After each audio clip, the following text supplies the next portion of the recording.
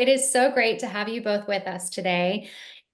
It's the first time we've ever had a mother-son duo join us on Let's Talk Period. And I want to start first with you're here because there is a very big upcoming event in New York that you're participating in on behalf of Endo and Endo Found. Stryker, would you mind getting into that a bit? Yeah. So I'm really fortunate to be running on not only behalf of Endo and EndoFound, but for my mother. And seeing her journey as someone who has been diagnosed with endometriosis has been it's been a lot. I think being a son, you always want to be supportive of your family and especially your mom. But I think seeing the trials and tribulations of being affected by this disease, who initially she didn't know what the issue was. She didn't know what she was being affected by. And seeing how that affects someone, I have taken it upon myself to go run the New York Marathon. And so hoping to raise not only money, but really just awareness for endometriosis. So Yeah. And growing up for you, you didn't know what was going on with your mom. You just knew that she was enduring a great amount of pain. yeah. I think there were several times when we would be going out to dinner, having a nice family dinner, and you could just see just the look on her face is like you knew that she was going through pain, but she was having to like hold it back. And this was a frequent and common occurrence. I think there were so many times throughout the years where she just had to like bear the pain. And I think being I don't know, uncertain of how you can care for that is really difficult. And so you're put in this position of you're seeing someone that you care deeply about going through unknowable and unempathizable pain, if you will, and just wanting to be there and help her relieve that pain is really difficult, especially whenever we didn't know what it was. And so, yeah, it's been a journey. Yeah, it's and we'll let your mom speak to that. I think the not knowing is also so you're just like you think of certain points like, is it in my head or am I dying? It kind of vacillates between those extremes of like, I'm speaking personally, like, have I lost it or am I legitimately on my way to something that could, have catastrophic effects for my body. So the delay in diagnosis is very troubling as we know within the endo community. Now, Tracy, can you share with us how long you were suffering and what were some of the beginning or the onset of symptoms for you for your endometriosis before you knew what it was? Sure. The onset of the symptoms were so subtle that as time went by, I kind of got used to having periodic pain and not knowing that it was anything other than yes, a monthly pain, but it just got progressively worse. And so I'm 60 years old now. I had my endo surgery last year at age 59, but this presented itself probably 10 years previously. So my mother reminded me that throughout my life, I'd had different cysts that had to be removed. I had one when I was 20 years old that was the size of a grapefruit. I mean, I've had those kind of indicators, but no one mentioned anything about endometriosis. And to be really honest, I didn't even know what endometriosis was until last year. And as my pain got progressively worse, and it was very consistent with monthly, having a period, but I hadn't had a period in 8 years. So when I would go to a doctor, they gave me all kinds of other things like maybe you need to go see a vaginal PT. And I'm like, what the heck is that? And why? And all these different things that were not associated to being a endometriosis diagnosis. So I got to the point last year where I had days all I could do was lay on a sofa with a heating pad, taking ibuprofen, and even that wasn't enough. And as anybody with endometriosis has experienced, you wonder, is this just me? Is it in my head? What the heck is going on? And when my husband finally took me to the ER, the tech came in and said, your CT scan looks like your uterus is on fire. Oh, That was his description. And I'm like, what the hell is wrong with me? And to that point, not one person had ever mentioned endometriosis. Yeah, and that just explains how long, if you were having this, cyst chronically throughout your young, your young teenage years, and then into your 20s and so on. Like I always say, the thing with endometriosis is for so many people, it's progressive. It gets worse. I had very consistent periods. I didn't have a Mhm. lot of pain with periods. So for me, I felt like everything was normal. I have a niece who's 19 and she has incredible period pain. She can't do anything. And she has been diagnosed with endometriosis. So I see that and I'm like, wow, I never had those kinds of signals or symptoms to indicate that it was anything more than just a regular period. But like I said, the onset of the symptoms were so subtle and gradual that for me, it didn't look like anything different until it did, when I was in my late 40s, early 50s. When you finally got the diagnosis, what was your reaction? What is this? And I'm a research fanatic, so I went and did a deep dive online. My sister who lives in New York City made an introduction to a doctor that got me in right away because I saw 3 doctors in Denver and not one of them said endometriosis. And so when I was finally diagnosed and it was explained to me why it was endometriosis and all of the symptoms, I'm like, oh my gosh, it just changed my world. It was so enlightening. Like all this time I've been dealing with this. Why hasn't one person mentioned this? Was there any feeling of, if someone would have said this 10, 15, 20 years ago, I might have had a different, like your days might have not been overshadowed by pain? Oh, completely, completely. Then I would have actually had a course I could follow to understand what was happening with my body and maybe take an action a lot sooner than I did because my endometriosis was stage 4. It completely encompassed many of my organs and it was terrible. And I think I could have alleviated so many issues had I addressed this much earlier. And Yeah. I'm grateful. I had a family that was so supportive, and my son was always right there with me. My husband was always right there with me. And even during my healing, my son was there to help take care of me. My husband came and brought me back home, and my sister was my nurse during my recovery. So a lot of family played a big role in that. Going through pain as a mom, we try to shield our kids from seeing us in a vulnerable position at any time. I know for me, I never want my son to see me cry or see me weakened because I don't want him to be afraid.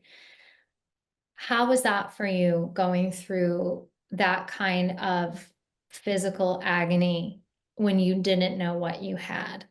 It was hard because at the time my son was in high school and he was busy with his own things and achievements and life and activities.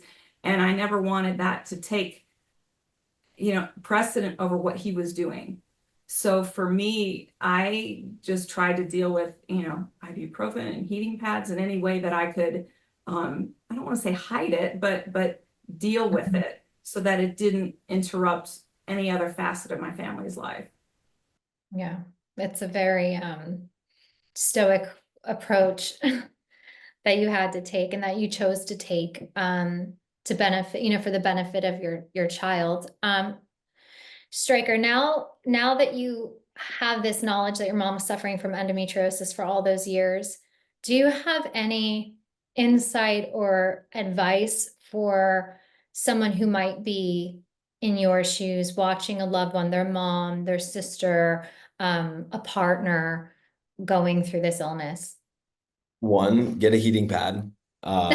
Two, be willing to always just help whenever you can. Like, be prepared to bring her that extra soup whenever she's not feeling well. It's about going the extra way and trying to read all the signs whenever it might not seem like you can read a sign. So maybe she's not eating anything for dinner for a couple days, and you're like, oh wait, like you should be like having some soup, or like you need to be resting up. Like, make sure, especially my mom is, she's a total stoic and she's a total, excuse my language, she's a badass, but she is always, always going, going, going. She always just puts 110% of effort into everything. So even whenever she'd have those days where she's really not feeling it, she always tries pushing too hard. And I think it's crucial as a son, as a husband, whatever your relationship is to this person. I think it's crucial to be and act as a reminder to, hey, take a step back. You need to give yourself a little grace. You need to take the foot off the gas pedal. You need to treat yourself. You need to be able to like take a step back and make sure that you feel okay. Because it's just like it's the oxygen mask analogy. Whenever you're on the plane, what do they tell you to do? You have to put your own oxygen mask on before you can put the oxygen mask on others. And I think that's crucial, whether you're a mom, whether you're a daughter, whoever you are. I think you have to be able to prioritize your own health and your own well-being before you're able to actually do that for others. And so I know that moms are always just wanting what's best for their kids. So maybe they'll shield their pain and come to baseball games whenever they shouldn't be, whenever they need to be like resting, or maybe you're traveling and going to work. But I think it's crucial to make sure that you have, or as a son of someone who suffered with endometriosis, it's crucial just to be a reminder and be helpful as much as you can to help ease that pain and to help them take that into account whenever they're trying to do so much for so many people. That's excellent advice. And you are someone who shows a lot of compassion and empathy toward your mom and toward the endometriosis community. But, unfortunately, I've heard from some endo patients and sufferers that they don't necessarily have that support at home, that they've had people who say, are you sure it's really that bad? Because you look okay. Mm. And that's really frustrating and obviously deflating for someone who's not having that support at home. What would you potentially say to a person who is living with somebody who has endo and they're not taking the disease seriously? They're just like, Mm. hey, you have bad cramps, you have, you have a bad period, get over it. I mean, there's a lot Yeah, of that, dismissive attitude out there still, unfortunately. I think it's an education. It's an education gap, and I think that goes for the same reason. It is the same reason why my mom went for years undiagnosed. I think not enough people understand the extent and the reality of the disease. And I think at the end of the day, if you are one of those people and you have a significant other or someone in your household that is diagnosed with endometriosis and you want to dismiss it, I encourage you to go do your research, go talk to more people that have endometriosis. It is truly debilitating whenever you're going through it. And it is not like I can't speak to it. I do not have endometriosis, but knowing everyone that I have and still do know that are affected by endometriosis, it is an awful disease and it does weigh on you. It weighs on your mental health, it weighs on your physical health, obviously, but it goes beyond that. Like it's draining. And so having seen my mom go through this and seeing her rebound post-surgery, it's like night and day. Like I hesitate to call her a new human, but like it's almost like she's reborn, like just so much more energy, so much more ability to like live her life. And it seems like she's really truly been re-energized. And so I think again, if you know someone who is saying that they have endometriosis and you're dismissing it, I strongly, strongly, strongly recommend you do your research, talk with others who have endometriosis, and then learn for yourself so you can start spreading the word of how serious of a disease it truly is. Mhm. Yeah, I hope that people heed those words for sure.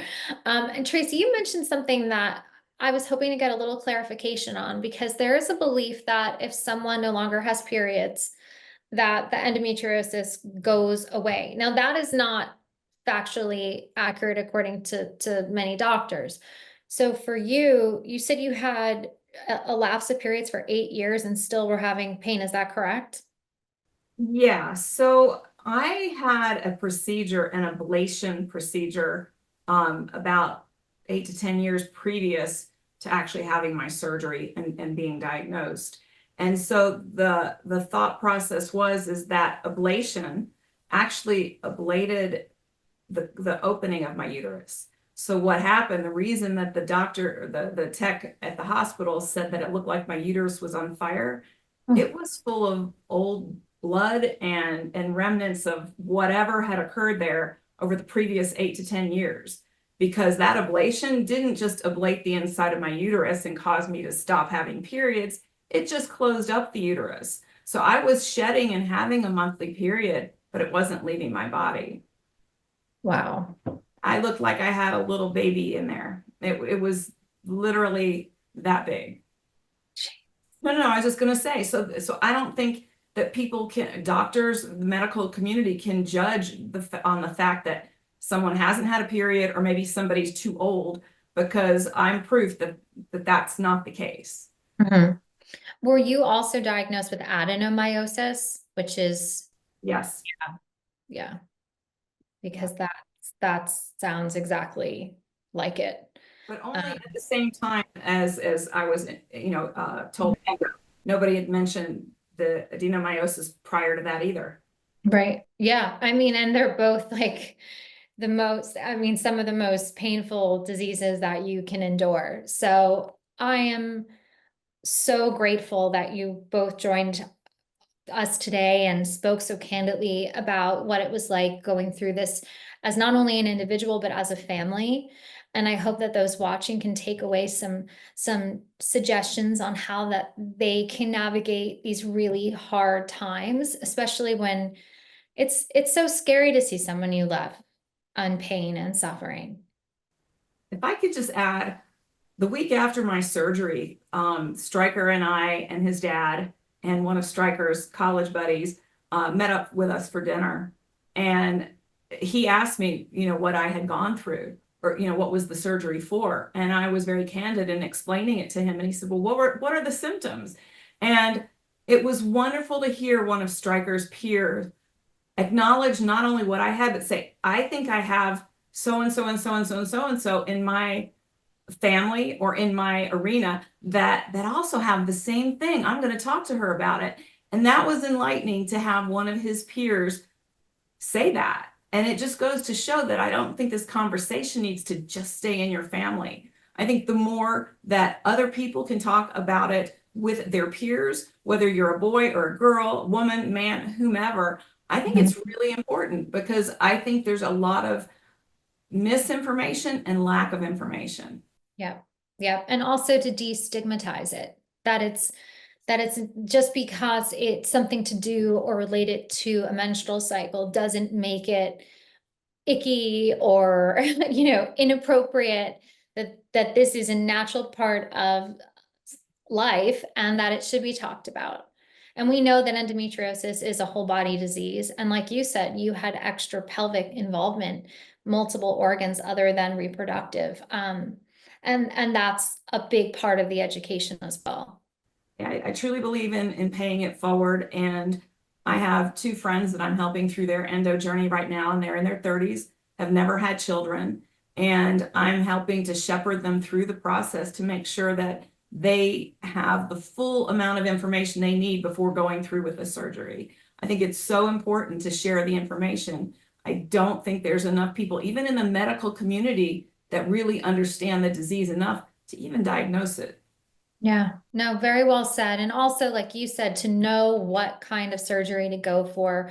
We know that excision is considered to be one of the gold standard offered at this time to treat endometriosis, and that there are risks with ablation and those types of surgeries that can actually cause more pain later on. So it's it's really, really good and kind what you're doing, like you said, paying it forward.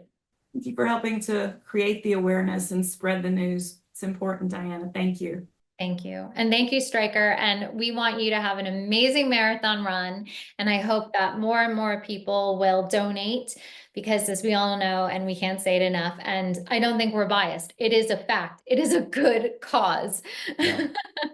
No doubt, no doubt. Well, thank you. Thank you for the words of encouragement. I will run my fastest, and yeah, let's raise some money and raise some more awareness. So Thank you for joining us. And don't forget to subscribe and like our YouTube page.